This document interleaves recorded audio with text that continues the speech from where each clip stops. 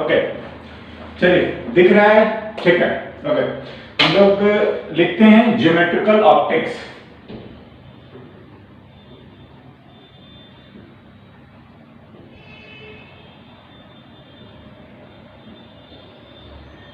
है ना, देखो थोड़ा सा अगर हम लोग जनरल बात करें ना, तो यहां पर क्या हम लोग स्टार्ट करते हैं, हम लोग पढ़ेंगे लाइट के बारे में। हाँ, ऑफ कोर्स ऑप्टिक्स उसी से रिलेटेड है, लाइट के बारे में, है ना देखिए लाइट का अगर हम जनरल वे में बात करें कि क्या क्या चीजें पढ़ना होता है, तो लाइट की हम मेजरली 3 प्रॉपर्टी को पढ़ते हैं, ठीक है। पहला जो हम लोग अभी पढ़ने वाले हैं, रेक्टिलिनियर प्रोपगेशन या वन डायमेंशनल हम लोग बोलते हैं, या उसी को ज्योमेट्री से रिलेटेड बातें हैं, इसलिए ज्योमेट्रिकल ऑप्टिक्स भी बोला जाता है ना। दूसरा, एक तो रेक्टिलिनियर प्रोपगेशन है, दूसरा अगर हम लोग बात करेंगे तो एक वेव नेचर भी हमें पढ़ना है एग्जैक्टली। इसके बाद अगला हम लोग पढ़ते भी हैं, ठीक है, इंटरफेरेंस वगैरह जो फेनोमेना पढ़ते हैं, which is related to the wave nature of light now, and modern में आप लोगों को पढ़ना है पार्टिकल नेचर भी, कॉलिजन वगैरह होता है लाइट का, हम लोग देखते हैं फोटोन, तो ये पार्टिकल नेचर भी बिहेव करता है। देखिए बेसिकली हम लोग अभी जो पढ़ेंगे या जो लाइट होता है, लिखते हैं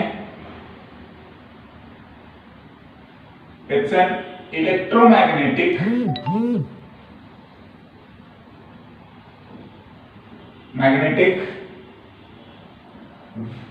wave in visible range। हाँ जी,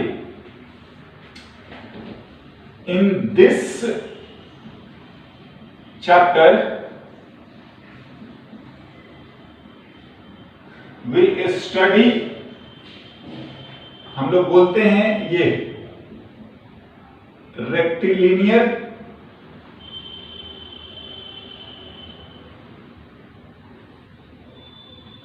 प्रोपगेशन ऑफ लाइट, हाँ जी, या स्ट्रेट लाइन प्रोपगेशन, ठीक ना। अदर नेचर भी हमने बोला ना, आपका वेव नेचर भी होता है एंड आपका पार्टिकल नेचर भी होता है। ये दोनों चीजें भी हमें पढ़नी है आगे चल के, बट फिलहाल हम लोग रेक्टिलिनियर प्रोपगेशन पढ़ते हैं ना। देखो अगर एक टर्म हम लाइट के रेस्पेक्ट में डिफाइन करते हैं और लिखते हैं उसको रिफ्रैक्टिव इंडेक्स,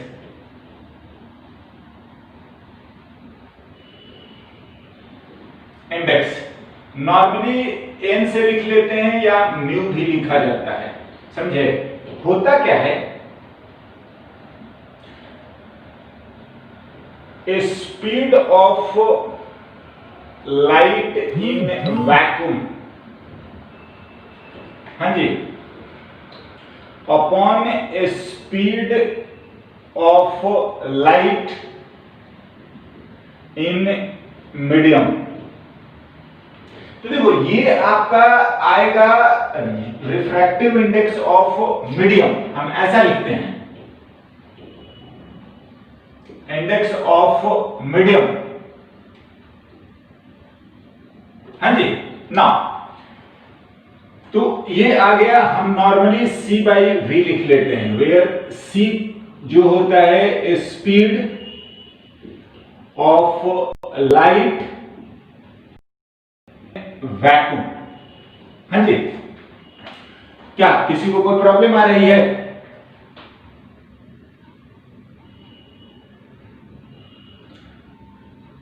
मेरे ख्याल से देखिए और एक जगह पे कोई ज्यादा दिक्कत आनी नहीं चाहिए, हाँ ना। अगर हम लोग 2 मीडियम का लिखें ना, रिलेटिव रिफ्रैक्टिव इंडेक्स, तो देखो अगर हम लोग N1 लिखेंगे तो वो आ जाएगा C बाई V1 और N2 लिखेंगे तो C बाई V2 और N1 टू अगर लिखें, N1 बाई N2 लिखें, हम इसी को लिख रहे हैं। अगर आप इसको लिखेगा N1 बाई N2 हम तो ये C बाई V1 और C by V2, that is ये क्या रहा है V2 by V1।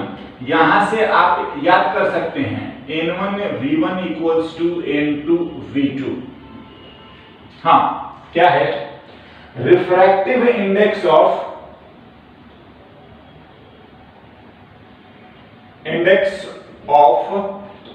Medium 1 with respect to medium 2, ये हमने यहां पर लिखा है N1 बाई N2।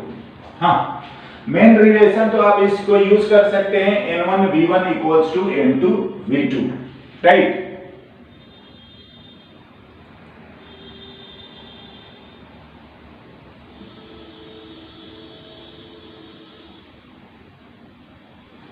ठीक है ना, चलिए देखते हैं आगे। अगर दिक्कत आएगी तो हम लोग डिस्कशन में बात करेंगे एक बार और, है ना। ना ये हमें ध्यान रखना होता है N1 V1 equals to N2 V2, इससे अपना पढ़ लेगा। और ये आता है आपका रिफ्रैक्टिव इंडेक्स ऑफ मीडियम। एक दूसरे के रिस्पेक्ट में लिखते हैं तो आप N2 के रिस्पेक्ट में लिखेंगे तो N1 बाई N2 लिखेंगे। ये है refractive index of M1 medium 1 with respect to क्या 2। ना अगर मैं एक फॉर्मूला लिखता हूं फ्रीक्वेंसी का, हालांकि हम लोग पढ़े हैं, एसएचए में भी आता है, और लाइट के लिए भी अगर हम लोग लिखें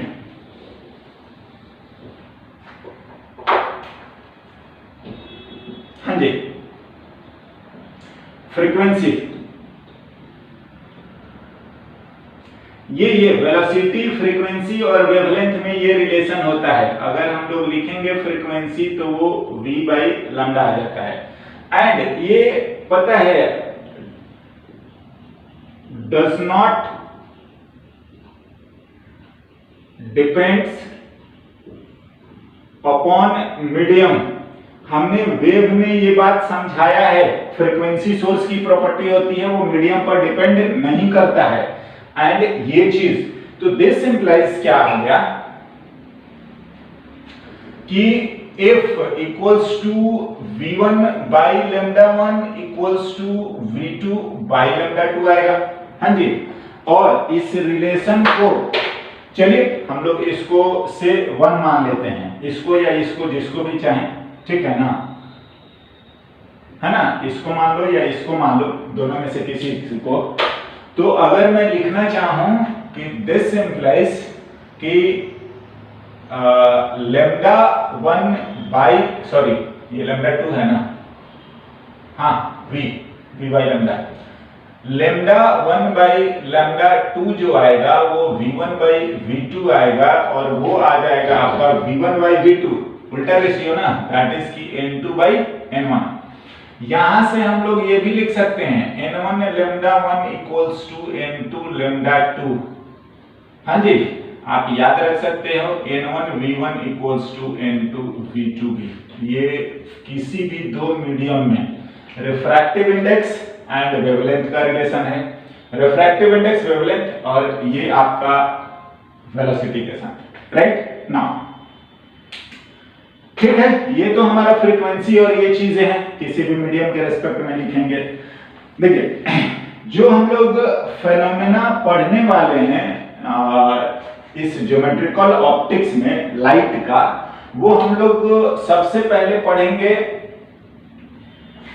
रिफ्लेक्शन एंड रिफ्रैक्शन।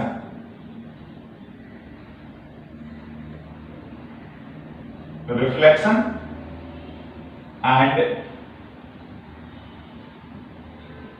रिफ्रैक्शन, हाँ जी। ना पहला बात तो यही आता है कि रिफ्लेक्शन कब होता है और रिफ्रैक्शन कब होता है। हाँ देखिए, अगर मैं लिखता हूं ये है मीडियम 1, ठीक है ना, M1 लिख सकते हैं, और ये मीडियम हम लोग मान लेते हैं 2। इसका कुछ रिफ्रैक्टिव इंडेक्स N1 हो सकता है, इसका कुछ रिफ्रैक्टिव इंडेक्स N2 हो सकता है। हाँ, ठीक है ना, इंटरफेस है। नाउ अगर मैं ऐसा लिख रहा हूं कि अगर कोई लाइट रे आ रहा है और इधर जा रहा है, हाँ जी, ये इंसिडेंट है और ये आपका रिफ्लेक्टेड है, हाँ, और आप जानते हैं कि अगर ये इधर पार हो गया, ये तो हम हो गया रिफ्लेक्टेड और इसको हम लोग बोलते हैं रिफ्रैक्शन, रिफ्रैक्टेड लिख सकते हैं, है ना। बात ये है, ठीक है, सेम मीडियम में रिटर्न चले जाना, या हम ऐसा बोलते हैं कि bouncing back of light to the same medium, इस बात को रिफ्लेक्शन बोलते हैं। और उस मीडियम को पार कर जाए या दूसरे मीडियम में ट्रांसमिट करना ही हमारा क्या होता है, रिफ्रैक्शन होता है ना। नाउ बात है कि इसकी रिक्वायरमेंट क्या है और कब क्या होता है। देखिए, अगर मैं लिखूं कि रिफ्लेक्शन की रिक्वायरमेंट क्या है या रिफ्रैक्शन की रिक्वायरमेंट क्या है,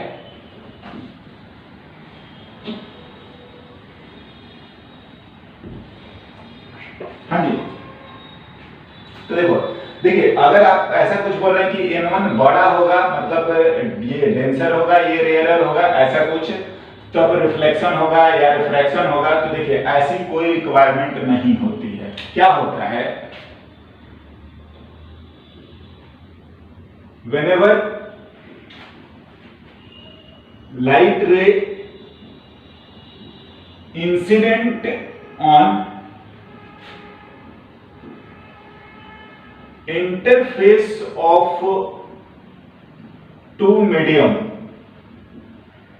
हाँ जी, इंटरफेस ऑफ टू मीडियम, कुछ भी हो सके, ये रेयरर हो सकता है, ये डेंसर हो सकता है, या n1 n2 बड़ा हो सकता है, जो भी हो उससे कोई फर्क नहीं पड़ता है। इंटरफेस ऑफ टू मीडियम,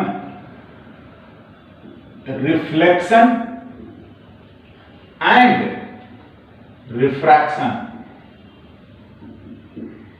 अकर, समझ रहे हैं, कुछ भी हो, केवल इंटरफेस होगा, एक से दूसरा हुआ, तो ये आपका रिफ्लेक्शन एंड रिफ्रैक्शन दोनों होता ही होता है ना।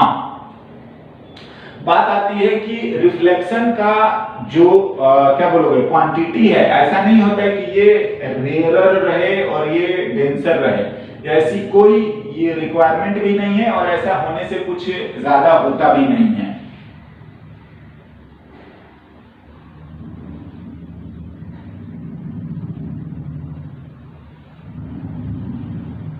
देखते हैं अभी थोड़ा ना, है ना, फिर बाद में हम लोग डिस्कस करते हैं, ठीक है।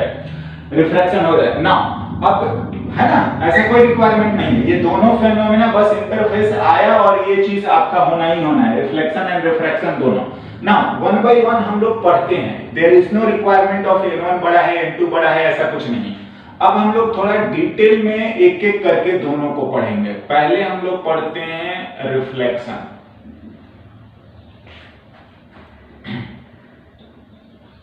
है ना, मैंने लिख ही दिया है, इंटरफेस ऑफ टू मीडियम पर आएगा, बट होता ये भी है रिफ्रैक्शन ही, बट पहले हम रिफ्लेक्शन पढ़ते हैं। नाउ क्या है,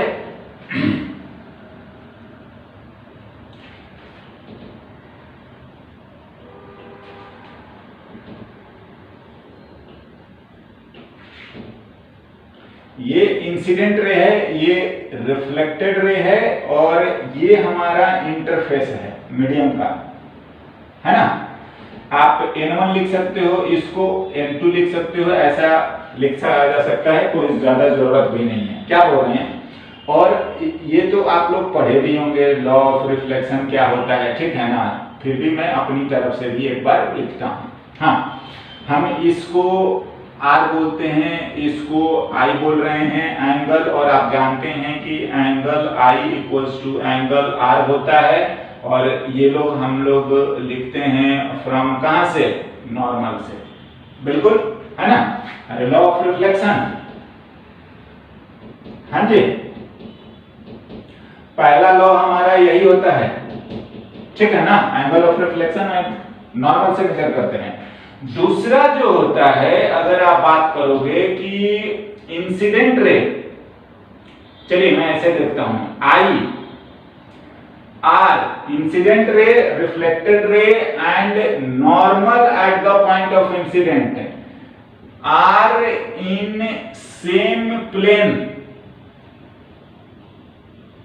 हाँ जी, ठीक है, एक ही प्लेन में होता है। नाउ अगर मैं इसको लिखने की कोशिश करूं मैथमेटिकली ना, तो पता है ये क्या होता है, ऐसा चीज हम लोग लिख सकते हैं। ट्रिपल प्रोडक्ट वॉल्यूम जीरो होता है। आप इसको साइक्लिक ऑर्डर में रोटेट करके भी, आई होप कि आप लोग वेक्टर का प्रॉपर्टी को बेटर तरीके से समझते होंगे। ऐसा हम लोग करेंगे। ये शो करता है हाँ कि आपका तीनों वेक्टर जो है एक ही प्लेन में है मैथमेटिकली, राइट। नाउ कई बार आप वेक्टर सॉल्व करे हो, ये एक लाइन है, ये एक लाइन है, तो मैं इस लाइन का इक्वेशन भी पूछा जा सकता है। वो ऑफ कोर्स ज्योमेट्री से रिलेटेड है या वेक्टर से रिलेटेड है, बट स्टिल ये तीनों लाइनें जो हैं एक प्लेन में है और इट्स मैथमेटिकल कंडीशन। नाउ दोनों लॉ ऑफ रिफ्लेक्शन हो गए, है ना, एंगल ऑफ इंसिडेंट और एंगल ऑफ, ये दोनों बराबर होते हैं। देखिए अब बात ये आती है ना कि जब रिफ्लेक्शन के लिए डेंसर रेयरर ऐसा कुछ रिक्वायरमेंट ही नहीं है, तो एक बात है कि अगर हम लोग अपना क्या बोलते हैं फेस देखना हो या इमेज देखना हो, तो हम लोग प्लेन मिरर यूज करते हैं, उसमें दिखता है। अगर हम लोग पेपर पीस है या क्या बोला जाए वॉल है या कोई भी अदर ऑब्जेक्ट्स कपड़े होते हैं, तो इनमें नहीं दिखता है इमेज। क्या रीजन है? देखिए रीजन इसका ये नहीं है कि रेयरर डेंसर होता है, रीजन क्या होता है ना, वो हम बात करते हैं रिफ्लेक्शन कैसा होता है। एक तो हमारा जो रिफ्लेक्शन होता है वो हमारा होता है रेगुलर रिफ्लेक्शन। देखिए रेगुलर रिफ्लेक्शन क्या होता है, ये आपका स्मूथ सरफेस बोल सकते हो या इवन सरफेस। हाँ जी, क्या बोला जा रहा है, जैसा मैंने यहां पर लिखा है, देखिए सपोज ये जो इंटरफेस है दो मीडियम का N1 एंड N2 का, हाँ ये इंटरफेस है, आप ऐसे भी ड्रॉ कर सकते हैं, कोई बड़ी बात नहीं है। और सपोज आपका कोई ऑब्जेक्ट है, चलिए मैं ऐसा कोई ऑब्जेक्ट लिखता हूं, हाँ A एंड B, तो इसका इमेज कैसे बनता है ये सब बातें हम समझाएंगे, लेकिन फिलहाल मैं ड्रॉ करता हूं दो लाइनें और आप देखिए क्या बोल रहे हैं। अगर ये लाइन यहां से आया है, ये इधर रिफ्लेक्ट हो गया, हाँ ये लाइन आपका लिख सकते हैं और ये आप ऐसे लिख सकते हैं, ठीक है। और ये अगर मैं लिख रहा हूं कि हमारा ऑब्जेक्ट है, चलिए मैं इसको थोड़ा सा अलग कर दे रहा हूं, तो ये हमारा आप समझो कि इमेज आ जाएगा, हाँ। और इसी को हम लोग देखते हैं। देखिए क्या मैं बहुत समझा रहा हूं ना कि जिस पैटर्न में लाइट आ रहा था, इसको चाहे तो हम लोग A' B' लिख सकते हैं, इसको हम लोग इमेज लिख सकते हैं, हाँ। और ये हमारे लिए जो है ऑब्जेक्ट है, ठीक है। हालांकि ये सब हम समझाएंगे कैसे इमेज बनाते हैं, बट थोड़ा सा मैंने ड्रॉ करा है कि ऐसा अगर ऑब्जेक्ट है तो ये इमेज हम लोग, यही रे हमारे पास आईज के पास पहुंचता है और हम रिकॉग्नाइज करते हैं, है ना। मतलब रेगुलर रिफ्लेक्शन होता है तो वो इमेज आपको ऐसा दिखेगा, बट क्या होता है ना, एक हम लोग लिखते हैं ये डिफ्यूज्ड रिफ्लेक्शन।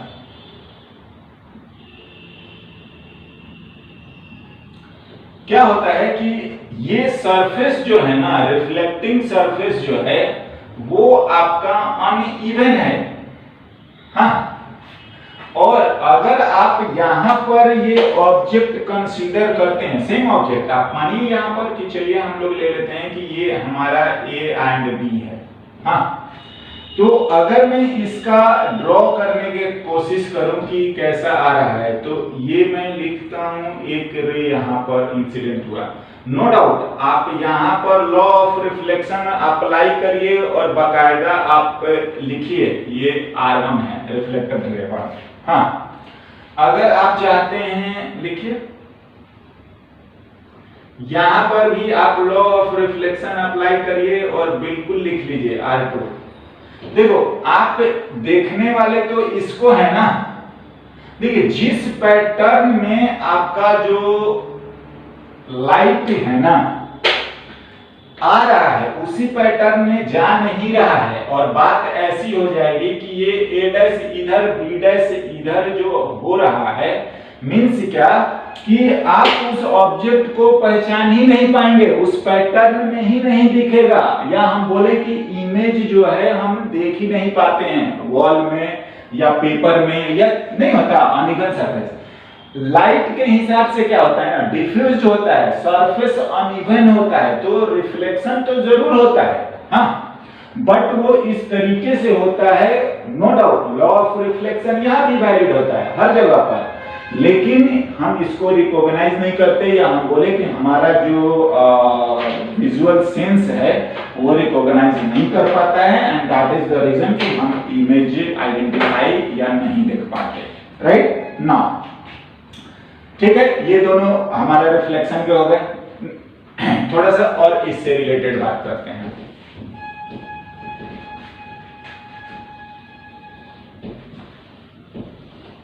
ना इसी में एक टर्म में लिख रहा हूं, इसी को ड्रॉ करके, है ना। देखिए अगर ये इंसिडेंट रे है और इसको हम लोग आगे बढ़ाएं, राइट, तो एक टर्म हमारे पास आता है और इस चीज को हम लोग लिखते हैं ये एक्चुअली में जा रहा था इधर और ये गया है यहां पर, ये, हाँ जी, हम इसको लिखते हैं डेविएशन। मैं यही लिखता हूं, आप आगे उसको कंटिन्यू करना। डेविएशन, देखिए डेविएशन सिंपल मतलब तो ये है कि bending of lights from its actual path. ये इधर जा रहा था वो बेंड हुआ है ना। तो हम चाहें तो इस चीज को आप लिख सकते हैं, रिलैक्स से लिखो ना, चलो न्यूमेरिकल वैल्यू लिखते हैं। क्या है, देखिए अगर मैं टोटल बात करूं तो टोटल ये एंगल तो आप समझ रहे हो कि यहां से लेकर और यहां तक ये 180 है, हाँ जी। 180 में से ये डेल्टा है, आई और आर माइनस कर दीजिए, मतलब pi minus I minus R ऐसे लिख लेते हैं, या मैं लिख लूं पाई माइनस आई ही लिख लो, या पाई माइनस 2i लिख लेते हैं। डेल्टा की वैल्यू पाई माइनस 2i, आप चाहें तो ये भी लिख सकते हैं पाई माइनस 2r, हाँ जी बिल्कुल, क्योंकि i और r क्या होते हैं बराबर ना। देखो एक और क्या होता है ना कि थोड़ा सा आपको घुमाने के लिए, या मान लो कि ऑप्शन में ये रहा ही नहीं, हाँ, मतलब पाई से छोटा ना पाई से बड़ा दे दे, तो पता है आप इसको भी तो डेविएशन बोल सकते हैं, हाँ जी बिल्कुल बोल सकते हैं। और अगर आप ये लिखेंगे तो डेल्टा डैश पाई प्लस सीधा 2i आ जाएगा, या पाई प्लस आपका 2r आ जाएगा, मतलब पाई से बड़ा दे रहा है तो आप इस तरीके से लिख सकते हो, है ना, बिल्कुल ना। डेविएशन हो गया, हाँ। देखिए इसमें कोई बहुत ज्यादा बड़ा या ऐसा कुछ क्वेश्चंस तो नहीं होता है, ठीक है ना, सिंपल सा बात है। हमें आपको एक इससे रिलेटेड एक दो एग्जांपल्स दिखाते हैं, समझे, देखते हैं।